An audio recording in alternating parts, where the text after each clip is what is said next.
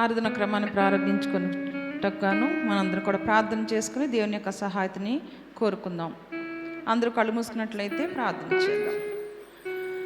మహాపరిశుద్ధుడా, మహోన్నతుడా, ప్రేమ కలిగిన తండ్రి, కృప కలిగిన దేవ, మీ పరిశుద్ధ పాదములకు వందనాలు, స్తోత్రం, స్తుతులు చెల్లించుకుంటున్నాం. ప్రవ్వా, సర్వశక్తిమంతుడా, నిజమైన దేవ, సర్వోన్నతుడా, ఇదిగో తండ్రి నాయన, ఈ యొక్క ప్రవ్వా ఉదయకాలంలో నా ప్రభుని స్తుతించడానికి నాయన మాకు ఇచ్చినటువంటి గొప్ప తరుణాన్ని బట్టి వందనాలయ్యా. వారమంతా మీరు ఎక్కలేని మమ్మల్ని అందరినీ కాచి కాపాడి ప్రవ్వా, ఇదిగో నా తని నీ ప్రేమను మాకు అందించి ప్రవ్వా నాయన నీ కృపని దయచేసి నీ పరిశుద్ధ మందిరానికి నాయన మేమందరం చేరుకోవడానికి ప్రవ్వా మీరు మాకు ఇచ్చినటువంటి గొప్ప తరుణాన్ని బట్టి, అవకాశాన్ని బట్టి కృతజ్ఞతాస్తుతులు, స్తోత్రములు చెల్లించుకుంటున్నాం. ప్రభు ప్రీతండ్రి, పరలోకపు రాజా, ఇదిగో నాయన కూడొచ్చిన బిడ్డలను జ్ఞాపకం చేసుకొని నీ కృపా దీవెనలు బిడ్డలకు దయచేయండి. రావాల్సిన బిడ్డలందరితో మాట్లాడండి. సకాలానికి నాయన నీ మందిరానికి రావడానికి నాయన నడిపింపును దయచేయమని మీ సన్నిధిలో అడిగి వేడుకుంటున్నాం. పాటల ద్వారా మీరు మిమ్మల్ని మహిమపరచాలని ఆశపడుచుండగా ఆత్మతోనూ సత్యంతో మిమ్మల్ని ఆరాధించడానికి గాను ప్రవ్వా పరిశుద్ధాత్మదేవా నీ సన్నిధిని నాయన నా తండ్రి నాయన మాపే ప్రకాశింపచేయమని వేడుకుంటున్నాం. ప్రభు నాయన ఇదిగో స్తుతి ఆరాధనలో మీరుండండి, మీ సన్నిధిలో బలపరచండి. ప్రవ్వా సాక్ష్యాల్లో మీరుండండి, ఉత్తర ప్రత్యుత్తరాల్లో మీరుండండి. ప్రభు నాయన ఇదిగో తండ్రి దివ్యమైన నీ వాక్కును మాకు ఇచ్చి ప్రవ్వా మా హృదయాల్ని మార్చి ప్రవ్వా మా బ్రతుకులు ఇంకను ప్రవ్వా మీకు లోబడి ప్రవ్వా ఇంకను మాలో లోపాలను సరిచేసుకునే దివ్యమైన నీ వాక్కును మాకు దయచేయమని నీ సన్నిధిలో అడిగి వేడుకుంటున్నాం. ప్రభు నీ వందనాలు, స్తోత్రములు. నీ సన్నిధి కృపకాంతిని మాతో ఉంచమని, మీరే నాయన ఈ ఆరాధనకి అధిపతిగా ఉండి నడిపించమని వేడుకుంటున్నాం. నాయన మమ్మల్ని అందరినీ మీకు సమర్పించుకుంటూ సమస్తమును నాయన మర్యాదగాను క్రమముగాను మీకు మహిమకరంగాను జరుగునట్లుగా మీ సన్నిధిని మాతో ఉంచమని, మీరు అధిపతి కూడా నడిపించమని మా ప్రభును సర్వశక్తిమంతుడైన యేసు అత్యున్నతమైన నామంలో ఈ ప్రార్థన అడిగి వేడుకుంటున్నాం తండ్రి, ఆమేన్.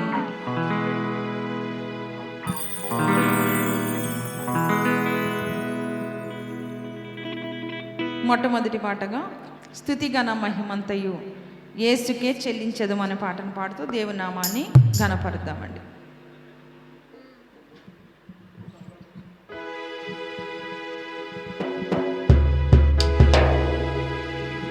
స్తుతిగణ మహిమంతయు యేసుకే చెల్లించెదము,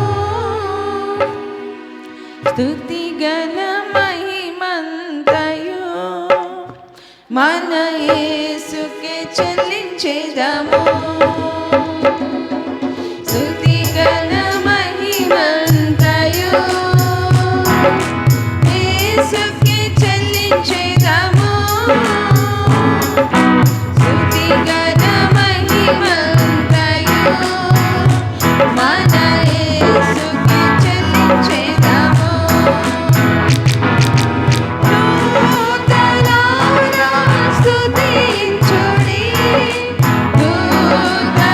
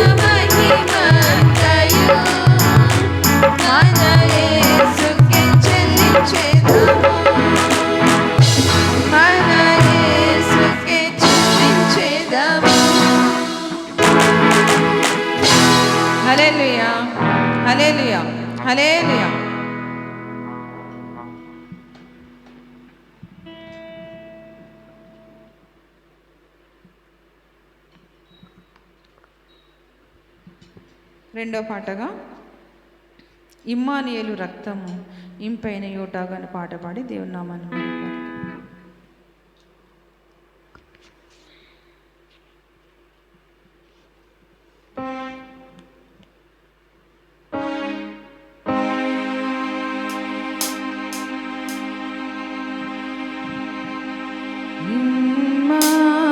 ఇమ్మానుయేలు రక్తము ఇంపైన యోటాగు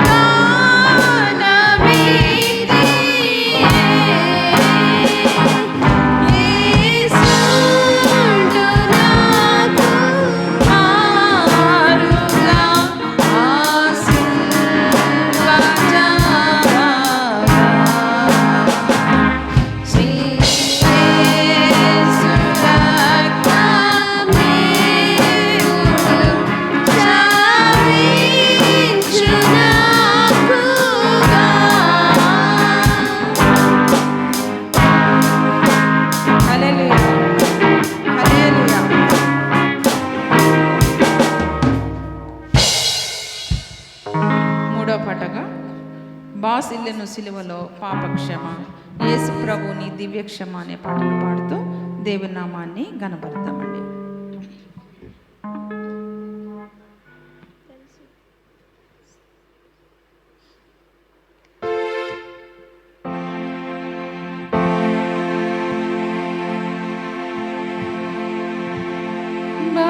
బాసిల్లెను సిలువలో పాపక్షమా, యేసు ప్రభుని దివ్యక్షమా. బాసిల్లెను సిలువలో పాపక్షమా, కలువరిలోన పాపము పంచి సిలువకు నిన్ను యావతి చేసి, కలువరిలోన పాపము పంచి సిలువకు నిన్ను యావతి చేసి, కలుషహరా కరుణించి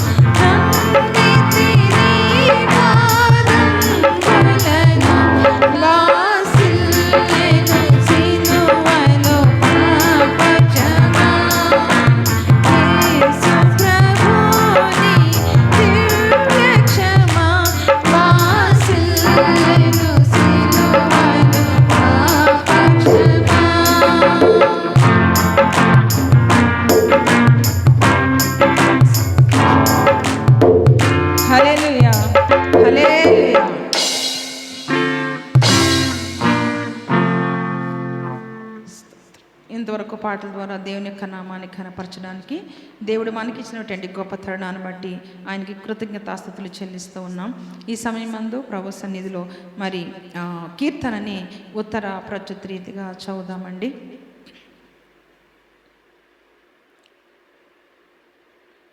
నూట 19వ దావీదు కీర్తన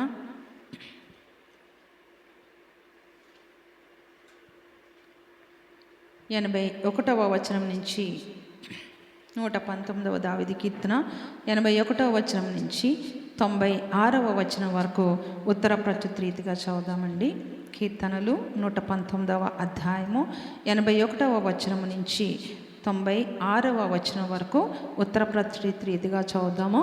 మరి ఇక వాక్యాన్ని చదవలసిందిగా సిస్టర్ సుమిత్ర గారు ముందుకు రావాలని ప్రభు పేరట మనవి చేస్తూ ఉన్నాను. 119వ దావీదు కీర్తన 81వ వచనం నుంచి 96వ వచనం వరకు చదువుకుందామండి.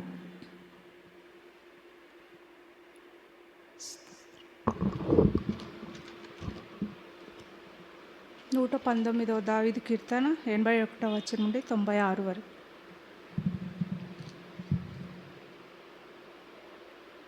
నీ రక్షణ కొరకు నా ప్రాణము సొమ్మసిల్లుచున్నది. నేను నీ వాక్యం మీద ఆశ పెట్టుకొని ఉన్నాను. నన్ను ఎప్పుడు ఆదరించదవో అని నా కన్నులు నీవిచ్చిన మాట కొరకు కనిపెట్టి క్షీణించుచున్నవి. నేను పొగతగులుచున్న సిద్ధవలె నైతిని, అయినను నీ కట్టడలను నేను మరువటలేదు. నీ సేవకుని దినములు ఎంత కొద్దివాయనో, నన్ను తరుము వారికి నీవు తీర్పు తీర్చుట ఎప్పుడు? నీ ధర్మశాస్త్రమును అనుసరింపని గర్విష్ఠులు నన్ను చిక్కించుకొనుటకై గుంటలు తవ్విరి. నీ ఆజ్ఞలన్నీయు నమ్మదగినవి, పగవారు నిర్నిమిత్తముగా నన్ను తరుముచున్నారు. నాకు సహాయము చేయము. భూమి మీద నుండకుండా వారు నన్ను నాశనం చేయుటకు కొంచెమే తప్పెను. అయితే నీ ఉపదేశమును నేను విడవకయున్నాను.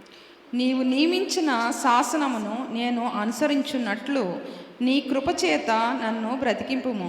యెహోవా, నీ వాక్యము ఆకాశమందు నిత్యము నిలకడగా ఉన్నది. నీ విశ్వాసత తరతరములుండును.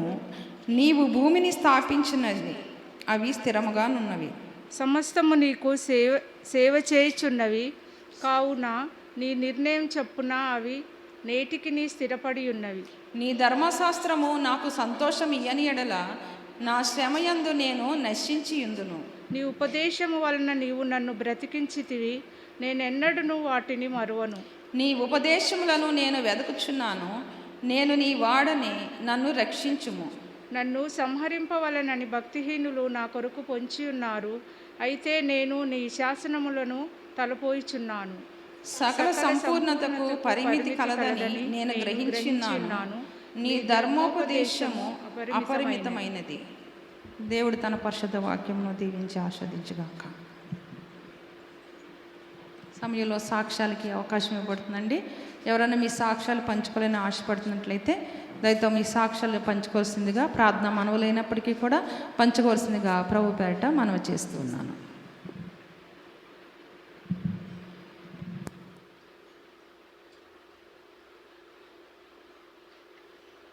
రైట్, సాక్ష్యాలు లేకపోయినట్లయితే కనుక మనం స్తుతి ఆరాధన క్రమంలోకి ముందుకు వెళదామండి. స్తుతి ఆరాధన చేద్దాం.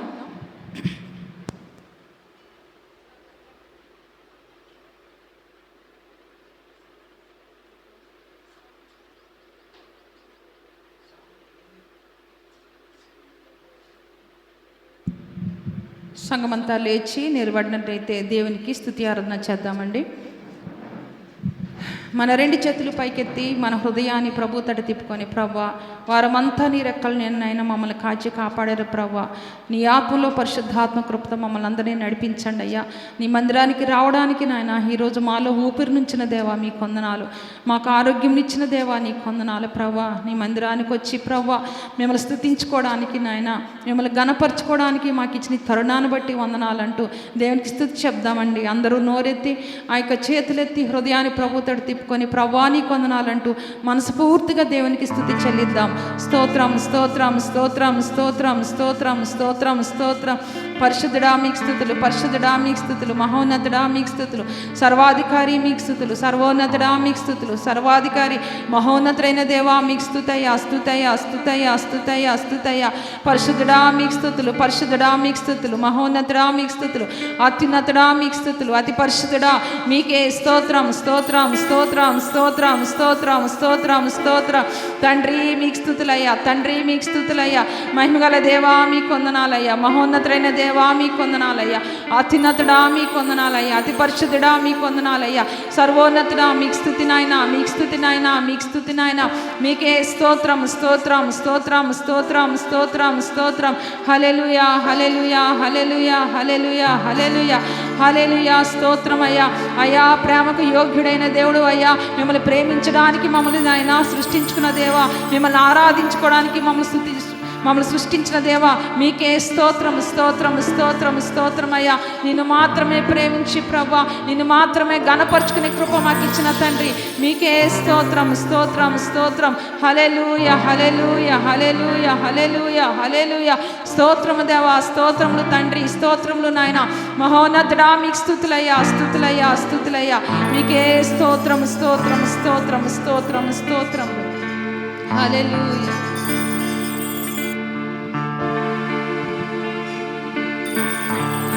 నిన్నే ప్రేమింతును,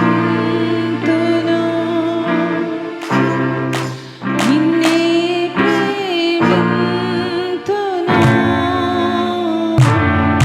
నిన్నే ప్రేమింతును, నీవెను తీరుగా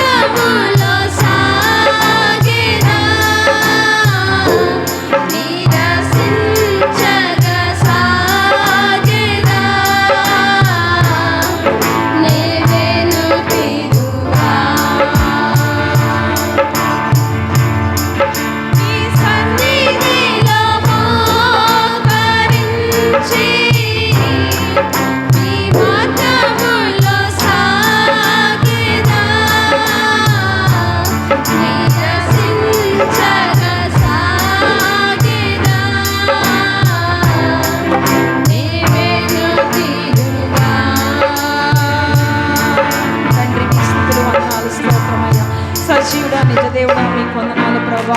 సర్వాధికారి సర్వశక్తిమంతుడా మీకు వందనాలు స్తోత్రమయ్యా. అవునయ్యా, నా కొరకు మా కొరకు ప్రభా ప్రాణం ఇచ్చిన తండ్రివయ్యా, మమ్మల్ని నాయన అధికంగా ప్రేమించిన దేవుడివయ్యా. అయ్యా, మా ప్రేమ మీకు కాక మేము ఎవరికి ఇవ్వగలము నా తండ్రి. నాయన ఇదిగో నాయన నిన్నే ప్రేమిస్తాము నాయన, నిన్నే పూజిస్తామయ్యా, మిమ్మల్ని మాత్రమే ఆరాధించగలము తండ్రి. ఆరాధనకు యోగ్యుడైనటువంటి దేవా మీకు స్తుతులు వందనాలు స్తోత్రమయ్యా. ఇది నాయన నీ పరిశుద్ధ మందిరములో ప్రభా ఈ విధంగా ఆరాధించుకునే కృపను మాకు ఇచ్చినందుకు మీకు వందనాలయ్యా. నీ ఆజ్ఞ లేనిదే ప్రభా, నీ కృప లేనిదే నాయన, మీ యొక్క తండ్రి ఉద్దేశము లేనిదే ప్రభా మేము ఈ లోకంలో జీవించలేమయ్యా. ఈ విధంగా నీ సన్నిధికి వచ్చి మేము స్తుతించలేము నాయన. మమ్మల్ని అందరినీ కూడిన వారందరికీ కూడా నీ ప్రేమ చెప్పున ఆకర్షించుకున్నందుకు మీ కృతజ్ఞతాస్తుతులు స్తోత్రములు చెల్లించుకుంటున్నా. ఇదిగో నాయన జరగాల్సిన కార్యక్రమంలో మీరుండండి ప్రభా. నాయన దివ్యమైన నీ వాక్య పరిచర్య జరగడానికి మీ ఆత్మశక్తితో నింపండి అయ్యా. నీ పరిశుద్ధాత్మ కృపలు మమ్మల్ని అందరినీ నింపి నడిపించి బలపరచమని, వినగలిగే చెవి గ్రహించే హృదయం అందరికీ దయచేయమని జీవాధిపతి అని మీకు స్తుతులు చెల్లించుకుంటూ మా ప్రభువు సర్వశక్తిమంతుడైనటువంటి యేసు అత్యున్నతమైన నామములో ఈ స్తుతి ఆరాధన సమర్పించుకుంటున్నాము తండ్రి. ఆమేన్. అందరూ దయచేసుకోండి.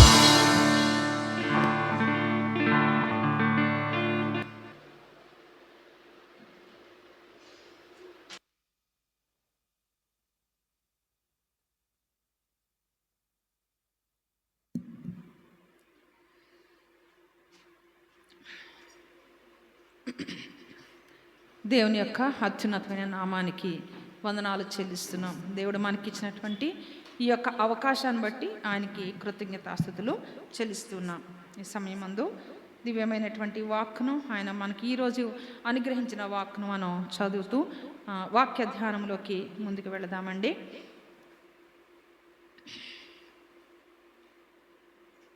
దేవుడు మనకిచ్చినటువంటి వాక్యం నుంచి మొట్టమొదటి వచనము యెషయా గ్రంథము 66వ అధ్యాయము మొదటి వచనం. యెషయా గ్రంథం 66వ అధ్యాయము మొదటి వచనాన్ని చూద్దాం.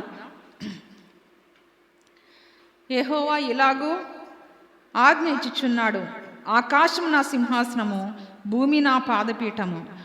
మీరు నా నిమిత్తము కట్టనుద్దేశించు ఇల్లు ఏపాటిది? నాకు విశ్రమ స్థానముగా మీరు కట్టనుద్దేశించినది ఏపాటిది? నాతో ఒకసారి చెప్పండి. ఆకాశము నా సింహాసనము, భూమి నా పాదపీఠము. ప్రార్థన చేసుకుని వాక్య ధ్యానంలోకి వెళదాం. అందరూ కళ్ళు మూసుకున్నట్లయితే ప్రార్థన చేద్దాం. ప్రభువా, ఈరోజు నాతో మాట్లాడండి అంటూ ప్రభు సన్నిధిలో ప్రార్థన చేద్దాం. మహాపరిశుద్ధుడా, సర్వశక్తిమంతుడా, కృపామయుడా, మీ పవిత్ర పరిశుద్ధ పాదములకు లెక్కలేని స్తుతులు స్తోత్రములు వందనాలు చెల్లించుకుంటున్నామయ్యా. తండ్రి, ఇదిగోనైనా ఈ దినాన ప్రభా మీరు మాకు ఇవ్వబోతున్న ఈ వాక్యాన్ని బట్టి కృతజ్ఞతాస్తుతులు. మీరు నాతోని మాట్లాడబోతున్నందుకు మీకు వందనాలు చెల్లించుకుంటూ ఉన్నాం. ఇదిగోనైనా దీనురాలిని రిక్తురాలిని ప్రభా, అయ్యా అయోగ్యురాలిని ఎదుటి నిలబడి ఉండగా ప్రభు, ఇదిగోనైనా నీ ఆత్మచేత నన్ను నింపుకొని ప్రభా, అయ్యా నా పెదవులు కాల్చి నాయన నా నాలుకను నాయన మీ స్వాధీనంలోకి తీసుకొని ప్రభా, పరిశుద్ధమైన దివ్యమైన నీ వాక్కును ప్రవ్వా దయచేయమని అడుగుచున్నాను తండ్రి. నాయన ఇదిగో ప్రవ్వా నీ ఆత్మలో నా తండ్రి నాయన నింపి ఎడంతల ఆత్మశక్తితో నింపి ప్రవ్వా నన్ను మరుగుపరిచి ప్రవ్వా అయ్యా మిమ్మల్ని మీరు కనపరుచుకోమని వేడుకుంటున్నాం. మా అందరితోని మాట్లాడండి నా తండ్రి. మీ కొందనాలు స్తోత్రంలో మా హృదయాలు తెరిచి నాయన నీ వాక్యాన్ని మా హృదయ లోతుల్లోకి నాయన తీసుకోవడానికి ప్రతి ఒక్కరికి నా తండ్రి నాయన దీన మనసును నాయన తండ్రి వినగలిగే హృదయాన్ని తండ్రి గ్రహించే హృదయాన్ని వినగలిగే చెవులు దయచేయమని అడుగుచున్నాం. లూదియా యొక్క తండ్రి మనసును ఏ విధంగా అయితే మీరు తెరిచారో ప్రభా, ఈ విధంగా నాయన కూడిన మా అందరి మనసును మీరు తెరిచి నీ దివ్యమైన వాక్కును నాయన దానిలో నింపమని సర్వశక్తులు మీ కొందనాలు చెల్లించుకుంటూ నన్ను మేము మీకు అప్పగించుకుంటున్నాం. ఆ పెదవులు మీ స్వాధీనంలో తీసుకోండి, నా ఆలోచనలు మీ స్వాధీనంలో తీసుకోండి. పూర్తిగా నీ వాక్యాన్ని నీ ఆత్మచేత నాయన అనుగ్రహించమని యేసే పరిశుద్ధ నామంలో ఈ ప్రార్థన అడిగి వేడుకుంటూ నన్ను నేను తగ్గించుకుంటూ మీ నామాన్ని హెచ్చిస్తున్నాను తండ్రి. ఆమేన్. చదవండి ఈ వాక్యాన్ని చూస్తే గనక దేవుడు మనతో చెప్తున్న మాట, ఆకాశం ఏంటంటండి ఆయన యొక్క సింహాసనము, భూమి ఆయన పాద పీఠము. అంటే ఆయన సింహాసనం ఎంత ఉంది మనకు తెలుసంటారా? మనం ఊహించగలమంటారా? అస్సలు ఊహించలేము. ఎందుకనంటే ఆయన ఈ యొక్క సృష్టి యావత్తును చేశారు. మనకు తెలిసినటువంటిది ఒకే ఒక గెలాక్సీ. ఏంటది? శాంసంగ్ గెలాక్సీ కాదు. ఏంటది చెప్పండి? మిల్కీ వే అంతే, ఒకటే తెలుసు మనకి. కానీ చాలా నెంబర్ ఆఫ్ గెలాక్సీస్ ఉన్నాయి అనేవి యూనివర్స్లో ఉన్నాయి. కానీ ఇంకా మనిషి వాటన్నిటిని కూడా పూర్తిగా ఉన్నాయి అని అంటున్నారు. కానీ ఏమున్నాయి, ఎక్కడున్నాయి, ఎలా ఉన్నాయని ఎవరికి కూడా తెలీదు. అయితే మొన్న ఒకరోజు ఒక పాస్టరయ్య గారు చెప్తా ఉన్నారనమాట. ఏంటనంటే ఉన్నాయి, ఎవరైతే కనుక్కున్నారో ఆ యొక్క వ్యక్తి అఫ్కోర్స్ ఇప్పుడు లేరు అనుకోండి, ఆయన చెప్తా ఉన్నారట. ఏమని? ఈ గెలాక్సీ దాటిన తర్వాత ఎన్నో ఆకాశాలు ఉన్నాయి. ఆ ఆకాశాలన్నీ దాటి వెళ్ళిపోయిన తర్వాత ఒక పెద్ద లోకం లాంటిది ఉంది. కానీ దాంట్లో ఎవరు వెళ్తారు? మనిషి శరీరంతో ఎవరు కూడా వెళ్ళలేరు. కానీ ఒక లైట్ రూపంలో కానీ వెళ్ళాలి అని. అంటే దేవుడు మనలో పెట్టిన ఆ ఆత్మ ఎలాంటిది? దీపం అంటే ఒక లైట్ కదా, అది మాత్రమే వెళ్ళగలదన్నమాట ఆ స్థలానికి. అంతేగాని మనుషులుగా ఉన్న పాటను మనం ఎవరం కూడా వెళ్ళలేము. అంటే ఖచ్చితంగా ఏముంది, అక్కడికి ఎవరు వెళ్ళలేని ఒక ప్రదేశం అది. ఆ ప్రదేశానికి వెళ్ళాలి అని అంటే ఎవరి తరము కూడా కాదనమాట. అక్కడ దేవుడు ఆజ్ఞాపిస్తే దేవుడు పెట్టిన దీపం మాత్రమే అక్కడికి వెళ్ళగలదు. ఈ గెలాక్సీలు అన్నీ దాటుకొని యూనివర్స్ అంతా మరి ప్రయాణం చేస్తూ అక్కడికి వెళ్ళాలంటే ఏ రాకెట్ కూడా అక్కడికి వెళ్ళలేదు. అది వెళ్ళాలి అని అంటే దేవుడు మాత్రమే దానికి ఆజ్ఞిస్తే, ఆయన ఆజ్ఞ ప్రకారం మాత్రమే ఆ ఆత్మ అక్కడికి వెళ్ళగలదు. ఇప్పుడు తండ్రిని మనం చూస్తే, దేవుని చూస్తే ఆయన ఎక్కడున్నారంట? ఈ ఆకాశం ఎన్ని ఆకాశాలు వస్తున్నాయో, ఎన్ని రకాలైనటువంటి ఆ గెలాక్సీలు ఉన్నాయో అంతటి సింహాసనం ఆయనది. రాజులకు తెలుసు కదా, రాజులు సింహాసనం ఎంత ఉంటుంది మహా అంటే కదా, ఒక 4-5 స్టెప్స్ 6 స్టెప్స్ ఉండి ఆ తర్వాత సింహాసనం ఉంటుంది. వాళ్ళు కాలు పెట్టుకునే దగ్గర ఏముంటుంది? ఒక పాదపీఠము ఉంటుంది. మామూలుగా ఇప్పుడైతే మనం మామూలుగా కూర్చుంటాం ఇలాగా. కానీ పూర్వ రోజుల పెద్దోళ్ళు అంటే ఒక చైర్లో కూర్చున్నారంటే వాళ్ళ కాలు కింద ఒక పీట ఉండేది, మెత్తటి పీట వుడ్తో ఉండి దాని మీద మెత్తగా అలా కూర్చుంటేనే వాళ్ళకి ఒక గౌరవం. అయితే ఒక మనిషికే అంత గౌరవం ఉంటే దేవుడు అంట అలాంటి పాదపీఠంగా ఏముందట ఆయన కింద? భూమి ఉందంట. ఆ భూమిలో ఎవరున్నాం? మనం ఉన్నాం కదండి. మరి అంత పెద్ద దేవుడికి ఎంత చిన్న జీవి కనిపిస్తూ ఉంది. ఈ చిన్న జీవిలో ఉన్నటువంటి ఆ హృదయం కూడా ఆయనకి కనిపిస్తూ ఉంది కదా. మనం ఏం చేస్తుంటే అంత పెద్ద దేవుడిని పట్టుకొని నువ్వు నాకు ఏం చేస్తావు, నువ్వు ఇలా చేస్తేనే నేను నీకు ఇలా చేస్తా కదండి. ఇలాంటి మాటలు అనేటువంటి మనుషులుగా మనం ఉన్నాం. ఆయన ఒకసారి అంటే ఏ గెలాక్సీకి వెళ్ళి పడతాం కూడా మనకే తెలియదు అనమాట కదండి. కానీ ఆయన ఎంత ప్రేమమేడో ఆలోచిద్దాం. ఎంత ప్రేమమేడు! అలాంటి ప్రేమమేడు ఒక మాట చెప్తున్నారు. ఏమనంటే ఆయన అరచేతుల్లోనంట మనల్ని చెక్కుకున్నారంట. ఇప్పుడు చెప్పండి, ప్రపంచం అందరినీ చెక్కుకుని అంటే పెద్ద చెయ్యి ఆయనకు ఉంది కదా. అనుకుంటాం మనం, నన్నే చిక్కుకున్నాడేమో దేవుడు. ఏదో వస్తూ ఉంటే చిన్న చిన్న పోస్టులు వాక్యాల్లో వచ్చినప్పుడు ఒక చెయ్యి ఉండి ఆ చేతిలో మన చిన్న పిల్లలాగా ఉన్నట్టుండి నా అరిచేతిలో నిన్ను చెక్కుకున్నాను అంటే ఆయన ఒక చేతిలో ఒక మనిషి ఉంటారా? కాదు. ఆయన చెయ్యి ఎంత ఉంటుందో ఒకసారి ఊహించుకోండి, ఎంత ఉండొచ్చు. ఆ అంతటి చేతిలో ప్రపంచంలో ప్రతి ఒక్కరిని చెక్కుకోవచ్చు కదా. ఈజీగా చెక్కుకోవచ్చు. బియ్యం గింజ మీదే ఎన్నో బొమ్మలు చెక్కుతున్నారండి మనుషులు. అంత పెద్ద చేతిలో ఎంతమందిని ఆయన చెక్కుకోలేడా? చెక్కుకోగలడు. ఏ విధంగా చెక్కుకున్నాడు ఆయన? సిలువ మరణం పొందినంతగా ఆయన తగ్గించుకొని ఆయన అరచేతుల్లో మేకులు కొట్టించుకొని ఎవరి కోసం? మన కోసం కదా. అలాగా మనల్ని ఆయన తన అరచేతిలో చెక్కుకున్నారన్నమాట. అంత పెద్ద గొప్ప దేవుణ్ణి మనం, అంత పెద్ద ఆయన్ని మనం దేవునిగా కలిగి ఉన్నామంటే ఎంత ధన్యమైన జీవితం అండి. అయితే మన జీవితం ఎక్కడుంది? ఆయన పాదాల దగ్గర ఉంది కదా. ఎక్కడుంది? ఆయన పాదాల దగ్గర ఉంది. ఆయన పాదమే గనక మోపితే, నిజంగా మోపితే, బలంగా మోపితే భూమి ఏమవుతుంది? మొత్తం ఏంటి బాయిల్ చేసిన పొటాటో లాగా, రా ఎగ్ లాగా అయిపోద్ది, చితికిపోద్ది అనమాట కదండి. కానీ ఆయన ప్రేమమయుడు ఆ పాదాల చెంత ఉన్నటువంటి వారిని ఏం చూస్తున్నాడంట? వారి బాగోగులు చూస్తున్నాడు, వారి హృదయ తలంపులు చూస్తున్నాడు, వారి జీవితంలో ఏం కావాలో చూస్తున్నారు. ఆయన ఊపిరి విడుస్తూ వాళ్ళకి ఊపిరి అంటే మనకే ఊపిరి పోస్తూ ఉన్నాడు. ఆయన గుప్పులు విప్పుతూ మనందరికీ ఏం చేస్తున్నారు? ఆయన ఆహారాన్ని ఇచ్చి మనకి కడుపు నింపుతూ ఉన్నారు. అంతే కదండి. ఎవరన్నా అనుకోగలమా మనం నేను జాబ్ చేసుకుని డబ్బులు సంపాదిస్తాను కనుక నేను ఆహారం తింటున్నాను, లేదంటే మా డాడీ సంపాదిస్తున్నాడు కనుక నేను ఆహారం తింటున్నాను, లేదా మా మమ్మీ ఎవరన్నా అనగలరు అలాగా? ఆహా, ఎవరు సంపాదించడం కాదండి. ఒక 10 మేడలు కట్టుకొని ఒక 10 ఎకరాల పొలం ఉన్నా కూడా ఆహారాన్ని మనం తినడానికి అవకాశం లేదు, ఆయన ఆజ్ఞ లేనిదే. కరెక్టే కదా?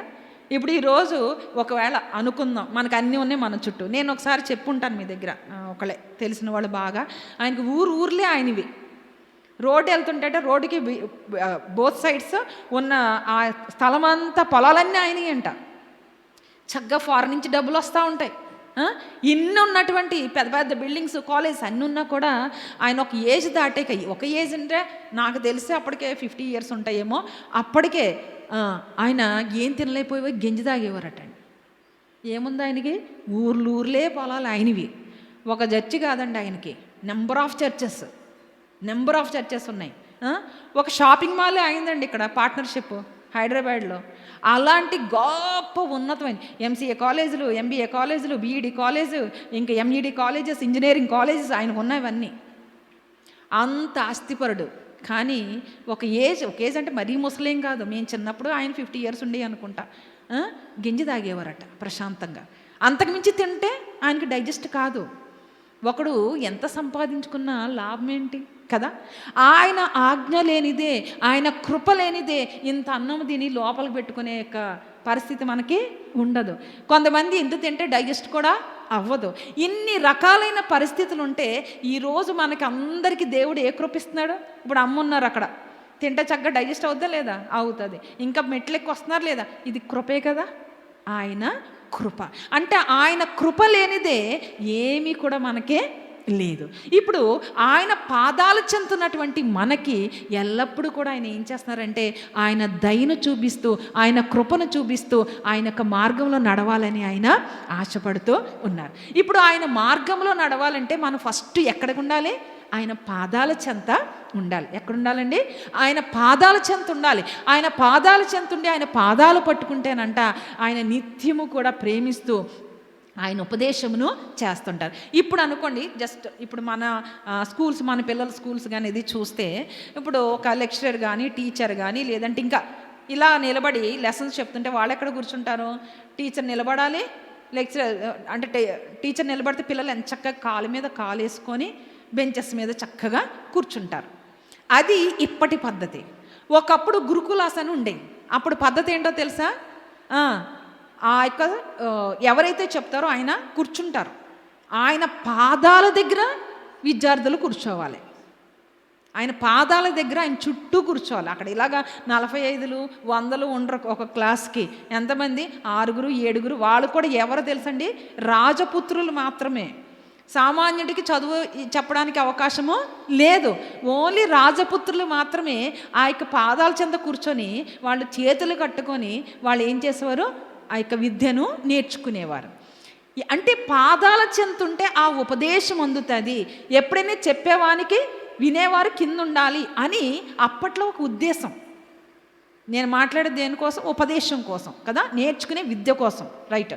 అయితే ఇప్పుడు ఆయన పాదాల దగ్గర ఉన్నాం కదా, మనం నిరంతరం ఆయన ఉపదేశాన్ని వింటున్నామా? నిరంతరం ఆయన పాదాల దగ్గర ఉండి ఆయన ఇచ్చే దానికోసం దాసి ఎవరి వైపు కనులెత్తుతుందంట? తన యజమాని రాలి తట్టు కనులెత్తుతుందట. ఎందుకు? సహాయం చేయమని అడగడానికి. దాసుడు తన యజమానుడి వైపు కన్నులెత్తి చూచినట్లుగా నిరంతరం మనం ఎవరి వైపు చూడాలంట? ఆయన పాదాల చెంత ఉండి ఆ తండ్రి యొక్క మరి చేతుల వైపు చూడాలంట. ఎందుకు? నాకు ఈరోజు సహాయము చెయ్యి ప్రభువా అని. ఎందుకు దేవుడు రోజు సహాయం చేయాలా? ఖచ్చితంగా చెయ్యాలి కదండి. మనం కాలేజీకి వెళ్తున్నాం, తిరిగి వచ్చేంత వరకు ఆయన కృపలేనిదే తెలీదు కదా. మరి బాక్సులు కూడా పట్టుకెళ్తూ ఉంటాం. ఒకసారి మీకు తెలుసు బాగా, ఒక మంచి కర్రీ పట్టుకొని మా చుట్టాల అబ్బాయి వస్తూ ఉన్నాడు. అందరూ వెయిట్ చేస్తున్నాం. ఈరోజు మంచి బాగా తెలుసు కదా, వెయిట్ చేస్తూ ఉన్నాను అనమాట. వచ్చేస్తాను. తీరా చూస్తే వాడు బస్సులో వేసి దిగిపోయాడు.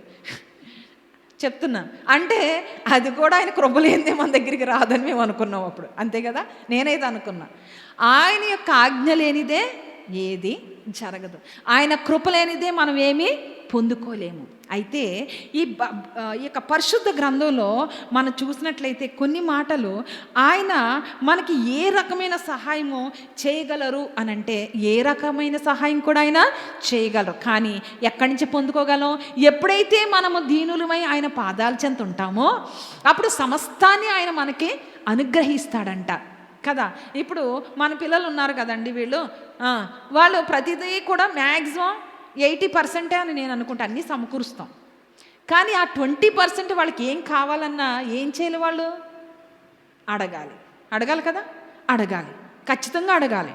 80% మనం అరేంజ్ చేస్తాం అన్నీ, కానీ రిమైనింగ్ 20% మనం అరేంజ్ చేయలేని అవసరాలు వాళ్ళకు ఉంటాయి కొన్ని.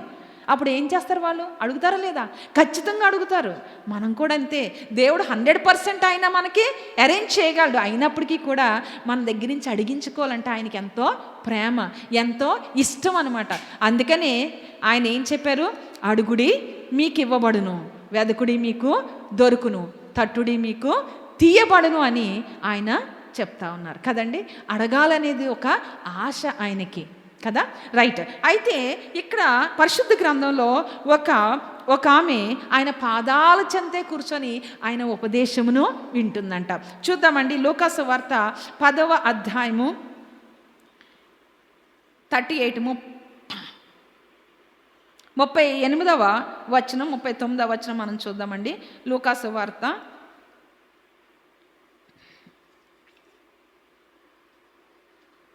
10వ అధ్యాయము 38, 39 వచనాలు. అంతటా వారు ప్రయాణమై పోచుండగా ఆయన ఒక గ్రామంలో ప్రవేశించెను.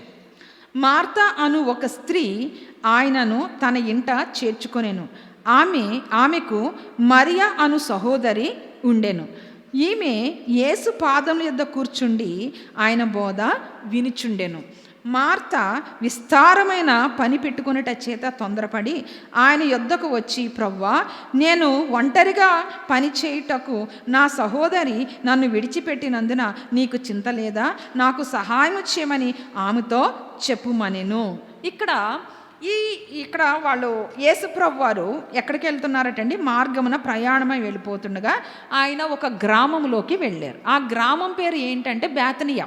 జనరల్గా ఆ గ్రామం పేరు ఏంటి? బేతనియా. ఆ బేతనియా అనేటువంటి గ్రామంలోకి వెళ్ళారంట.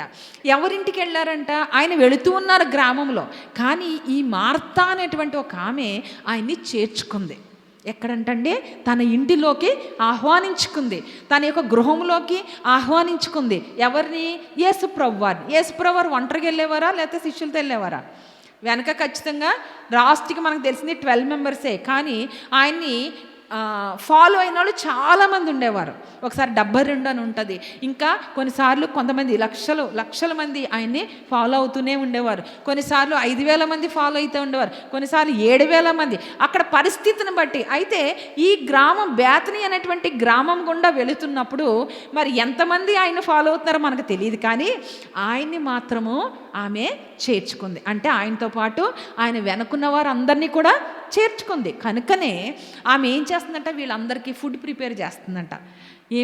యేసుప్రభు వారు వచ్చారు అంటే అప్పటికే ఆయన గురించి ఆమె వినింది కనుక వారందరికీ భోజనం పెట్టాలని చాలా రకాలైనటువంటి వంటలు ప్రిపేర్ చేస్తూ ఉంది. ఆలోచిద్దాం ఒకసారి, మన ఇంట్లో వంట చేయడానికి ఎంత టైం తీసుకుంటారు? 2 hours అంటే ఇక్కడ అదే బిర్యానీలో అయ్యి అంటే అవుతుందేమో 2 hours. అదర్వైజ్ ఎంత చూసుకున్నా 1 hour అనుకుందాం, పక్కాగా 1 hour అనుకుందాం. ఒక కూర, ఒక కర్రీ ఏదైనా చేయడానికి, ఏదైనా కానీ అంటే రైట్, కర్రీ అంటే కూర 2 ఒకటే కదా, చేయడానికి 1 గంట అనుకుందాం. అయితే చూసే వాళ్ళకి అనిపిస్తుంది ఎంతసేపు అని, కానీ దాని సైడ్ చాలా వర్క్ ఉంటుంది. Right, okay. అయితే మరొక 10 మెంబర్స్ చేయాలంటే ఇంకొంచెం టైం పెరుగుతుంది. అదే ఒక 100 మెంబర్స్కి అయితే ఇంకొంచెం టైము పెరుగుతుంది కదా. అయితే ఈ మార్త మరి ఎంతమందికి ప్రిపేర్ చేస్తుందో మనకు తెలియదు, కానీ ఆమె వంట చేస్తుంది బాగా. పైగా యేసుప్రభు వారు వచ్చారంటే ఇంకేవేవో డిషెస్ చేయాలని ఒక ఆశ కూడా ఉంటుంది. రైట్, ఈమె అన్నీ చేస్తుంటే తన చెల్లెలైనటువంటి మరియ మాత్రం ఏం చేస్తుందంట? యేసయ్య పాదాల చెంత కూర్చొని, ఎక్కడ కూర్చుందండి? యేసయ్య పాదాల చెంత కూర్చొని ఆయన చెప్తున్నటువంటి ఆ ఉపదేశం అంతా కూడా ఆమె వింటుందంట. వింటూ వింటూ ఉన్నప్పుడు ఈ మార్తకి ఏమైపోయింది? కోపం వస్తుందా లేదా? వచ్చి నేను కదా ఆహ్వానించింది, యాక్చువల్ నేను కదా కూర్చోవాలి, నేను ఎంత పని చేస్తే నువ్వు హ్యాపీగా కూర్చొని కబుర్లు చెప్తున్నావు వాళ్ళతో అని అనుకుంటుంది. కానీ యేసుప్రభు ఒక మాటే చెప్పారు. ఏమని చెప్పారంటే, నీవైతే విస్తారమైన పనులు పెట్టుకున్నావు, కానీ ఈ యొక్క మరి ఏం చేసిందంట? ఉత్తమమైన దానిని ఎన్నుకుంది. ఏంటా ఉత్తమమైనది అని అంటే, ఆయన పాదాల చెంత కూర్చుని ఆయన ఉపదేశం వినువాడు ధన్యుడు. ఆ ధన్యతని ఎవరు కోరుకున్నారండి ఇక్కడ? మరియ కోరుకుంది. మరియ కోరుకొని ఆ ఉపదేశమును వింటా ఉంది. ఇక్కడ చూద్దాం. ఇక్కడ మరి ఆయన ఉపదేశం వింది కదండి, బాగానే విన్నప్పుడు ఏం కలగాల? ఆమెకి విశ్వాసము కలవాలి. వినుట వలన విశ్వాసం కలుగుతుంది. ఆ యొక్క విశ్వాసం దేని వల్ల కలుగుతుంది? దేవుని యొక్క వాక్యాన్ని బట్టియే కలుగుతుంది. అంతేగాని సోది చెప్తుంటే వింటే కలగదు కదా. పక్కల గురించి చెబితే కలగదు, లేదంటే మరి ఏదో విషయాలు చెప్తుంటే కలగదు, లేదంటే ఎస్టర్డే మిస్ అయిన సీరియల్ గురించి చెప్పుకుంటే కలగదు. ఏం వింటే కలుగుతుంది? అది దేవుని యొక్క వాక్యముని వింటే గనక ఆ విశ్వాసం కలుగుతుంది. దేవుని యొక్క వాక్యం ఇక్కడ సెలవిస్తుంది. సరే, ఈ మరియా ఏం చేస్తుందంటే, ప్రభు చెంత ఆయన పాదాల చెంత కూర్చొని ఏం చేసిందంట? ఉత్తమమైన దాన్ని ఎంచుకొని ఆయన యొక్క వాక్యాన్ని వింటూ ఉంది, ఆయన చేసే ఉపదేశాన్ని వింటూ ఉంది. అయితే ఆ ఉపదేశం వింటూ వింటూ వింటూ తను ఏమవ్వాలి? విశ్వాసం అనేది తను పొందుకోవాలని దేవుని యొక్క వాక్యం ద్వారా మనకి అర్థమవుతుంది. రైట్. ఇక్కడ ఈ విశ్వాసం పొందుకునేట్టు ఈ మరియా జీవితంలో తర్వాత ఏమైంది అని అంటే కనుక మనం ఆలోచిస్తే యోహాను సువార్త 11వ అధ్యాయంలో దాని కంటిన్యూషన్ మనం మాట్లాడుకుందాం. వాక్యాన్ని ధ్యానిద్దాం. ఇక్కడ 11వ అధ్యాయం యోహాను సువార్త 32వ వచనం నుంచి కొన్ని వచనాలు మనం చూస్తే ఇక ముందు వచనాలు కూడా చూడొచ్చు. ఇక్కడ ఈ మార్తా మరియా అనే వారికి ఒక తమ్ముడు ఉన్నాడండి. ఎవరండి? పేరు చెప్పాలి త్వరగా. ఎవరు? చెప్పు. లాజర్ కదా. ఏ లాజర్? ఈ లాజరేనా? లాజర్ కదా, లాజర్. అయితే ఆ లాజర్కి ఏమయ్యాడంట? జబ్బు పడ్డాడంట. ఏమవ్వడంట? జబ్బు పడ్డాడు. అయితే ఇప్పుడు యేసయ్య పాదాల చెంత కూర్చొని విన్నటువంటి మరియా విశ్వాసం ఉంది కదా ఇప్పుడు ఆవిడికి. యేసయ్య నిజదేవుడని కనుక్కొని, దేవుని కుమారుడని కనుక్కొని తన ఇంటికి ఆహ్వానించినటువంటి మార్త, ఇద్దరు విశ్వాసములు ఉన్నారు. అంతేకాకుండా వీళ్ళు ఒక మాట అంటారు. ఏమనంటే, వాళ్ళు ఒక మెసేజ్ పంపించారు. ఎవరికి? యేసుప్రభు వారికి. ఏమని అంటే, అయ్యా, నీవు ప్రేమించినటువంటి లాజరు ఎలాగున్నాడంట? జబ్బు పడి ఉన్నాడు. అంటే ఇంట్లో ఉన్న ముగ్గురు కూడా ఇప్పుడు ఏమనుకుంటున్నారు? ఏమైంది? ముగ్గురు కూడా విశ్వాసంతో ఉన్నారు. యేసు ప్రభు అని ముగ్గురు కూడా ఒప్పుకున్నారు. యేసే నీ దైవం అని ముగ్గురు కూడా నమ్మారు. అయితే వీళ్ళల్లో ఏమైంది? ఇక్కడ విశ్వాసము సన్నగిల్లిపోతుంది. ఎందుకు విశ్వాసం సన్నగిల్లిపోయిందంటే, ఈ యొక్క లాజరు కొన్ని దినాల తర్వాత ఏమయ్యాడండి? చనిపోయాడు. ఆయన ఎప్పుడైతే జబ్బు పడ్డాడో వాళ్ళు వస్తారు, యేసుప్రభు వారు వస్తారని వెయిట్ చేసి తమ్ముడేమయ్యాడు?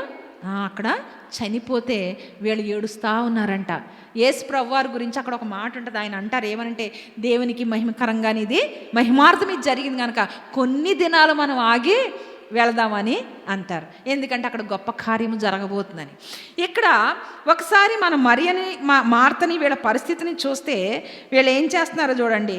మార్త అంటది మాట ఏమనంటే, అయ్యా, నీవు ఇక్కడ ఉండి ఉంటే నా తమ్ముడు చనిపోకపోవును అని అంటాడు.